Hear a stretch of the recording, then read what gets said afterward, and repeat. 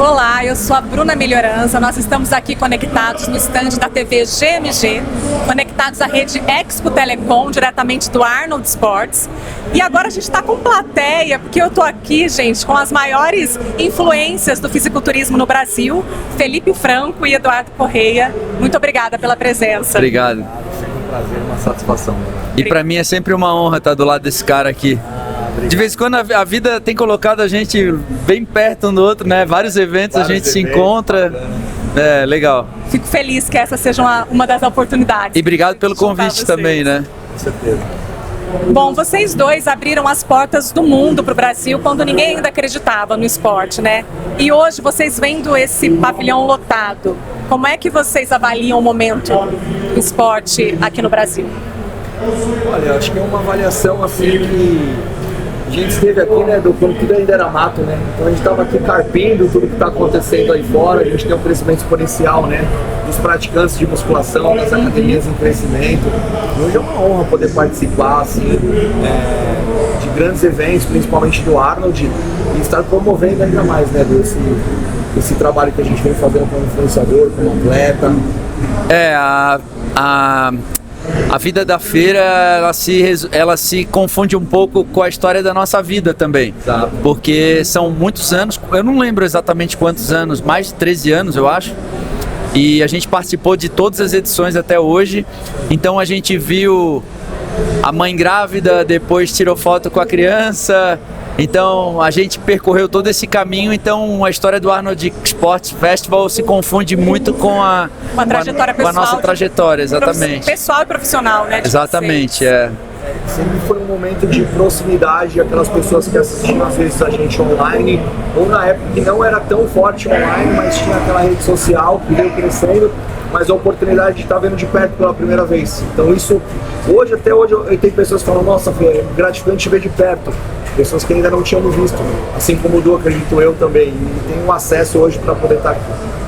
E pegando isso que vocês falaram, vocês, como é esse peso dessa responsabilidade, né, de saber que vocês influenciam tantas pessoas, sobretudo hoje, né, vocês que começaram lá atrás, como você disse, quando tudo ainda era mato, e hoje vocês verem tantas pessoas que são fãs de vocês, que seguem, né, querem seguir os caminhos de vocês.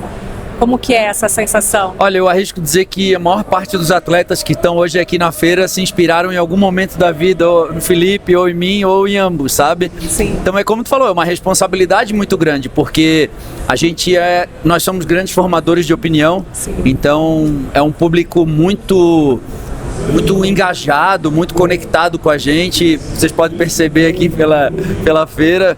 Então eu tento sempre trazer bons exemplos, sabe? Principalmente com os jovens, principalmente para as pessoas que buscam no fisiculturismo ou na musculação uma saída, um bem-estar, ou às vezes é como uma terapia mesmo, sabe? Então o fisiculturismo vai muito além de estética. O fisiculturismo é uma transformação de vida, sabe? Então a gente tenta trazer esses benefícios, fazer com que as pessoas consigam perceber a importância do nosso esporte, não só para fins estéticos, mas também como mudança de chave para vários âmbitos da vida, sabe? Faço das minhas palavras, as palavras que bem mencionado, a questão do esporte, principalmente como uma ferramenta de transformação social, combate à vulnerabilidade. Hoje a musculação, o fisiculturismo tirou bastante atleta ali que de repente teve uma frustração em outro esporte e veio aproximando ele como uma ferramenta ali de crescer mentalmente, né? Não só a questão estética, né, Du? Então acho que é bem legal essa disseminação da informação positiva na internet, do lado motivacional, e trazer aquela questão da disciplina que hoje você pode desenvolver em todas as outras áreas da sua vida, né? É isso aí. E como vocês disseram, vocês inspiram, né, a maioria das pessoas que estão aqui, porque quando vocês começaram tudo ainda era mato. Mas como que o fisiculturismo surgiu na vida de vocês? Em quem vocês se espelharam para entrar nesse caminho? Acho que o Du pode começar com essa, né, Du? Você veio um pouquinho antes de mim ainda. Olha, né? eu jogava futebol. Jogava futebol. E eu... Profissionalmente? Não, eu não cheguei a virar profissional, mas eu era, modéstia à parte, eu jogava bem.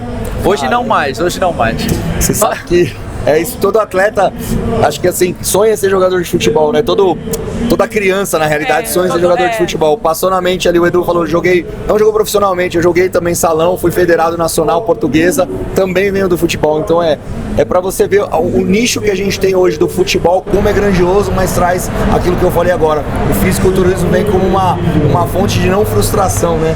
Sim. Muito bom. E aí, quando eu entrei na academia para buscar condicionamento físico, eu logo percebi que eu tinha uma certa aptidão para o esporte, porque eu me destacava muito dos meninos da minha idade.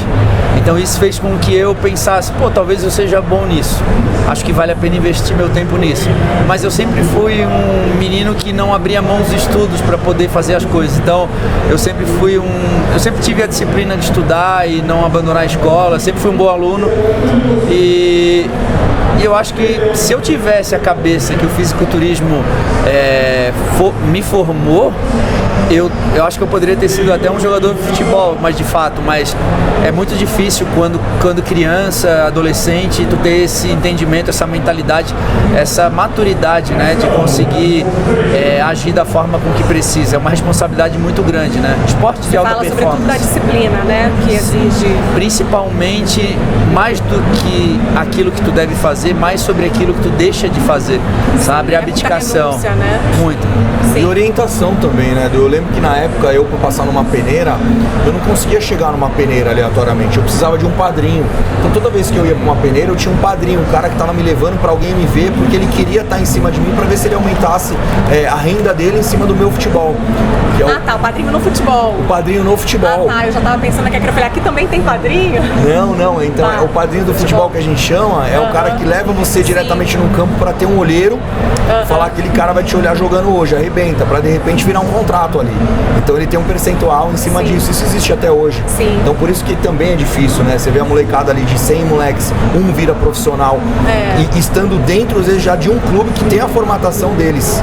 Né? Então imagina quem tá de fora jogando numa quadra aleatória ou dentro de algum lugar que é só mais um jogo, né? Então é difícil mesmo. E Eduardo, você criou o seu próprio campeonato? Sim, eu tenho o Correia Classic, a gente vai para a 5ª edição esse ano. É um campeonato, apesar de ser um campeonato regional, classificatório para o Arnold Classic e para o Mr. Olympia, é um campeonato de bastante prestígio, porque foi um campeonato onde a minha carreira começou, os palcos onde eu iniciei lá em Camboriú. Hoje eu consigo, através do meu nome, da minha influência e de tudo aquilo que eu aprendi dentro do fisiculturismo, passar para as outras pessoas. É uma experiência única, como tu mesmo disse, uma responsabilidade muito grande, e cada ano cresce mais. O Fê teve a oportunidade de estar presente na primeira edição, então é algo que me deixa muito satisfeito, sabe?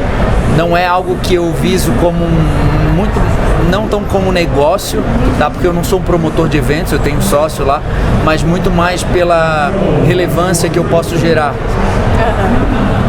E imagino que tem muitos jovens, né, ali que surgem através dos seus campeonatos, né? Ano passado a gente teve 800 atletas, 800 subidas, né, de categorias, então é algo bastante expressivo, assim, para um campeonato desse tamanho. Sim. E Felipe, ontem no café da manhã, eu achei muito bonito você dizendo sobre a preocupação, não só sua, mas de todas as pessoas que estavam ali na entrevista, sobre a educação do público, né? Você se preocupou muito com isso, especialmente com os jovens que vocês inspiram, né? Queria saber o que o esporte, qual é o maior legado que o esporte deixou para a tua vida pessoal e também na política? Olha, eu acredito que hoje o fisiculturismo, ele trouxe a minha formatação de vida, assim, junto com a musculação, porque foi o que o Edu comentou recentemente. Teve épocas da minha vida que eu também não saberia agir com a maturidade que eu tenho atualmente.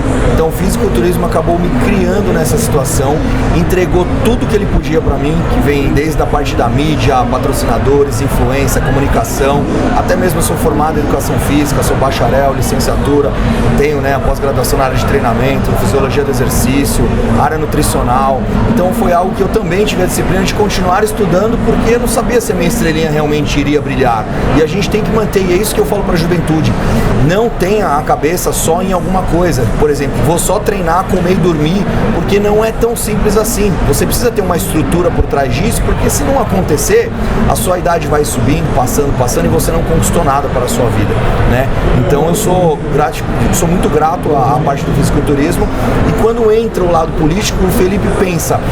O Felipe Pessoa ajudava muitas pessoas, fazendo com que eu tinha meu canal, que já tinha monetização, eu dava lá os meus brindes gratuitos, eu dava ali minhas inscrições gratuitas, trazia essa galera perto de mim para tentar dar algum retorno pro atleta.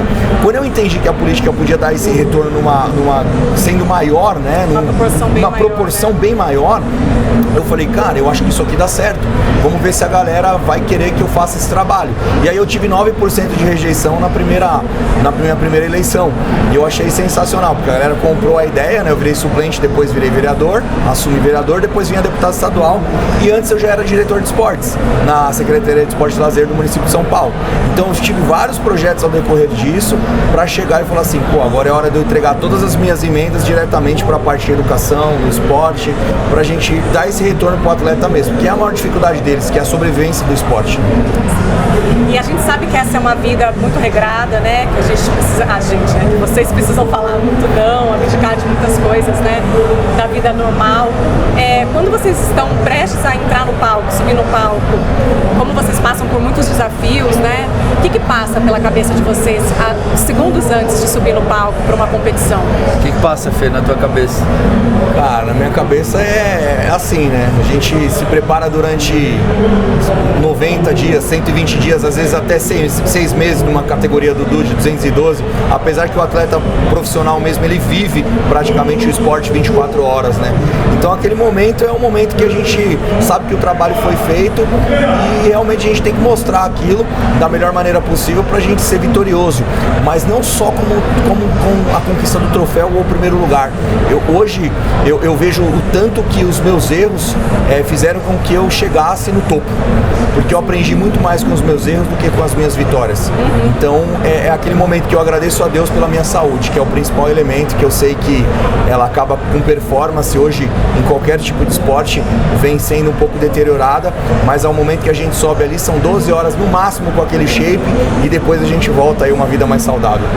A gente se prepara tanto para uma competição que quando é até curioso falar sobre isso, porque eu acho que o público sofre mais do que o próprio atleta que está competindo. Eu estou vendo isso na prática agora do lado de fora, porque a gente se prepara tanto, são tantos meses de abdicação, são tantos meses que a sensação é de certeza de que eu fiz tudo o que eu poderia para estar aqui, e isso traz uma confiança. Eu, por exemplo, sempre fui um menino introspectivo, tímido, tinha vergonha de tirar a camisa em público, e de repente a minha vida foi justamente poder posar para o mundo. E só que eu não enxergo o meu corpo, eu vejo o meu corpo como uma armadura, sabe? Como um instrumento de trabalho, entende? Então a visão que eu tenho hoje do corpo humano, da estética, é um pouco diferente do que talvez uma pessoa comum que não tem tanto conhecimento sobre fisiculturismo entende, talvez porque eu passei pelo processo. Muitas pessoas se escolhem passar pelo processo para poder entender o que se passa na cabeça do fisiculturista e percebe que existe algumas valências que podem fazer diferença, como eu disse, em qualquer âmbito da vida, sabe? Então eu acho que o fisiculturismo, ele traz uma herança muito grande para todas as áreas. Bom, nosso tempo infelizmente está acabando, mas para finalizar eu quero fazer uma pergunta para vocês dois. Queria saber como vocês avaliam a importância do Arnold, né, desse evento para o setor aqui no Brasil. Bom, o Arnold, ele vem crescendo cada vez mais, né? Então é importante que a gente faça grandes negócios, principalmente nas questões também de fã, do público que visita. A expectativa para esse ano era de 120 mil pessoas, então acho que pelo tamanho que está o evento, acredito que a gente vai realmente chegar. Foram 100 mil pessoas que passaram em 3 dias do ano passado, então já estamos tendo uma expectativa muito maior, até porque o número de stands aumentaram, o número de maquinário hoje, de expositores, exato pelo fato das academias terem crescido muito, as exposições de máquinas cresceram também, o setor wellness, health, do fisiculturismo. Você chegou aqui comentando com ele, né? Ai, você viu ali? Porque assim, a grandiosidade do evento, por exemplo, ontem eu vim com o governador e com o Derrite e com os amigos deputados. Eles não tinham vindo ainda. Eles não entenderam. O governador, ele não entendeu o que estava rolando. Eu ia te perguntar isso. E ele ficou assim, falou, meu Deus, assim, a grandiosidade do nosso evento, do calor das pessoas, o carinho do fã de chegar ali. Então é isso, é essa conexão de primeiro contato, de às vezes um filho trazer uma mãe mãe e a mãe entender o mundo dele, o que ele está vivendo atualmente e acompanhar de perto, porque graças a Deus eu sempre tive a oportunidade de ter meus pais junto comigo nessa missão minha de ser um fisiculturista. Apesar de que do início eu tenho que contestar que um pote de whey não era uma bomba, eu tive que fazer muitas vezes isso para mostrar para elas que aqueles potes grandes não eram em relação a esteroide anabolizante. Então hoje esse mundo é o primeiro contato para essa galera entender que a gente pode furar a bolha e trazer mais pessoas para dentro. Só complementando o que o Fê falou, eu acho que o crescimento da feira é o reflexo da conscientização do público, sabe? É um público cada vez mais consciente de que existe realmente um mercado por trás disso muito grande, aonde as empresas aproveitam essa ocasião para poder lançar seus produtos, atender seus clientes, poder gerar experiência para o público final também. Então acho que é um conjunto de coisas acontecendo ao mesmo tempo. É a democratização do esporte aqui, né? Isso, eu acho que isso tudo eleva o nível do mercado brasileiro, que hoje é um dos maiores do mundo já, né? Legal, muito obrigada, gente, pela entrevista. É um prazer. É um prazer, uma honra entrevistar vocês. Prazer é nosso. Prazer é nosso. E essa entrevista é um oferecimento da Prefeitura de São Paulo, Action 360, Arnold Sports, Cal Modas, Expo Telecom, Finca Própria, Ponto Zero, Verde Campo e Vitale. Então, a todos os nossos parceiros, o nosso muito obrigada. E agora tem um presentinho pra vocês. Ó, aí sim, hein? Ó, Ô louco! olha Aí sim, só. Pô, agora a gente pode tomar nosso vinho que a gente tanto fala que vai tomar, isso aí, né? ó, maravilha! Ô louco! Que legal, obrigado. Olha, Um monte de coisa dentro. Tem bastante coisa. que bacana, muito obrigado. Obrigada a vocês, gente. Foi um Obrigado. prazer, uma honra Obrigado. mesmo. Eu que agradeço, obrigado.